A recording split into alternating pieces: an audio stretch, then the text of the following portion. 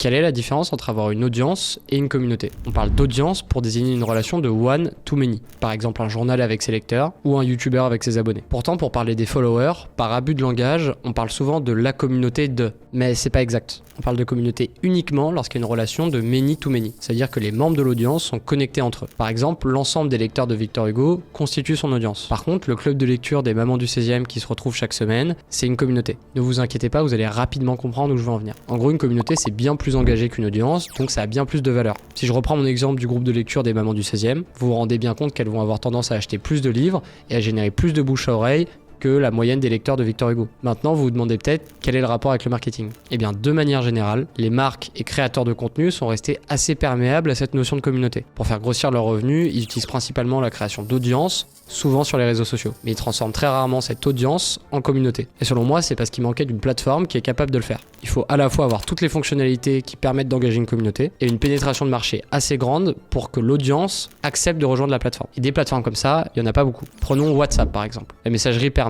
d'héberger une communauté via un groupe, a une énorme pénétration de marché, mais plus de 50 personnes dans un groupe WhatsApp, c'est un enfer. Donc WhatsApp, ça marche pas pour les communautés de plus de 50 personnes. On peut également citer Slack, qui a de plutôt bonnes fonctionnalités, bien que limitées, mais surtout qui n'a aucune pénétration de marché chez les moins de 25 ans, car très brandé, usage professionnel, ce qui est assez incompatible avec l'engagement de communauté en dehors de l'entreprise. Enfin, on pourrait penser à Telegram, avec un grand nombre d'utilisateurs, mais qui, comme WhatsApp, n'est pas adapté à des groupes de discussion trop gros. En réalité, Telegram c'est souvent utilisé comme un canal de diffusion, et surtout, Telegram a une image beaucoup trop sale. Aucun institutionnel ne se lancerait dessus. Difficile donc de trouver une plateforme qui coche toutes les cases. Mais ça, c'était avant qu'un acteur conquiert le marché avec près de 8 millions d'utilisateurs actifs mensuels rien qu'en France et plus de 200 millions dans le monde. Vous l'aurez compris, cet acteur, c'est Discord. Cette plateforme qui a d'abord conquis le cœur des gamers, puis s'est élargie au monde du Web3. J'imagine que beaucoup d'entre vous ont découvert Discord au moment du boom des NFT, avec des projets qui s'en sont certainement servis pour vous vendre des JPEG sans valeur. Ça a été mon cas, et perso, c'est le moment où je me suis rendu compte du potentiel de Discord d'un point de vue marketing. Aujourd'hui, Discord est naturellement utilisé par toutes les grandes marques et par tous les créateurs de contenu qui ont une large audience et qui ont envie d'engager une communauté. Du créateur de contenu au grand institutionnel,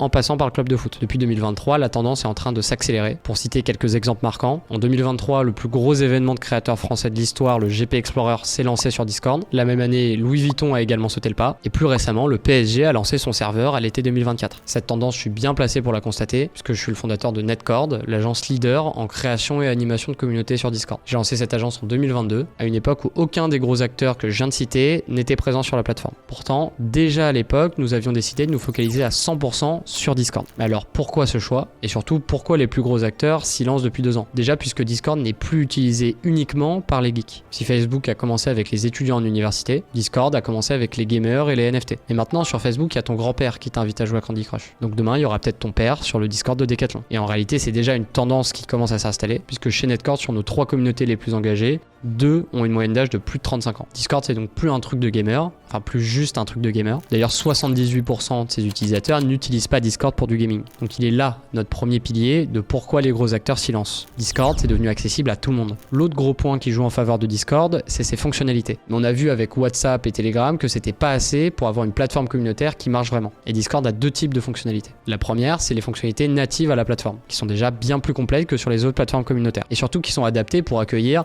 des centaines, voire des millions de personnes sur un même serveur. On retrouve notamment les espaces de discussion, les forums, les événements live, ou encore la possibilité de personnaliser l'expérience des membres via un formulaire à l'entrée du serveur. Et il y a un deuxième type de fonctionnalité sur Discord qui, à mon sens, crée un vrai gouffre avec les autres plateformes. Ce sont les fonctionnalités développées sur la plateforme. En gros, sur Discord, on a la possibilité de créer ses propres fonctionnalités sur mesure via l'intégration de bots, en fait le développement d'intégration dédiée. Si vous êtes utilisateur de Discord, vous connaissez certainement le bot Mi6 qui permet notamment de créer un système de support directement dans Discord. Et bien en fait sur Discord, les possibilités de développement sont infinies. Chez Netcord, on a d'ailleurs un pôle technique avec des développeurs dont le travail est de mettre au point des intégrations sur mesure pour nos clients. Par exemple, si vous allez sur le serveur du PSG, vous pourrez y découvrir un système de gamification récompensant les membres en fonction de leur engagement sur le serveur. À quel point ils parlent, participent à des lives ou encore créent des fanarts autour du club. Plus vous êtes engagé, plus vous montez dans un classement qui vous permet chaque mois de remporter des maillots, des écharpes ou encore des badges directement dans le serveur Discord. On se sert donc ici des possibilités données par Discord pour incentiver les membres à s'engager davantage derrière le club. Et ça, c'est un exemple parmi tant d'autres de ce qu'on peut faire sur Discord et qui est impossible sur les autres plateformes. Le truc avec Discord, c'est que comme Slack ou un groupe WhatsApp avec tes potes, en avoir un, c'est cool, deux, c'est sympa, mais quand t'en as 12 000, tu fais plus attention. Et c'est pour ça que des acteurs comme Louis Vuitton ou le PSG se sont réveillés tôt. Ils savent que bientôt, leur audience sera saturée par des invitations à des serveurs Discord. Donc il faut prendre la place maintenant. C'est pareil pour les créateurs de contenu, les artistes ou encore les écoles. Et si je peux me permettre une petite prédiction quant à la croissance de l'investissement des acteurs économiques dans Discord, je pense qu'elle s'apprête à exploser avec l'arrivée de la publicité sur la plateforme. Bref, selon moi, la ruée communautaire va s'accentuer sur les prochaines années. Je mets évidemment une pièce sur le fait que Discord va remporter la bataille. C'est d'ailleurs pour ça que j'ai fondé Netcord il y a 3 ans et qu'on est en croissance continue depuis. Je vous recommande de ne pas rater le train. D'ailleurs, si vous pensez avoir peut-être du potentiel sur la plateforme ou que vous cherchez à être accompagné par l'agence leader sur le marché, je vous mets le lien du site de Netcord en description. Vous pouvez réserver un appel de découverte avec nous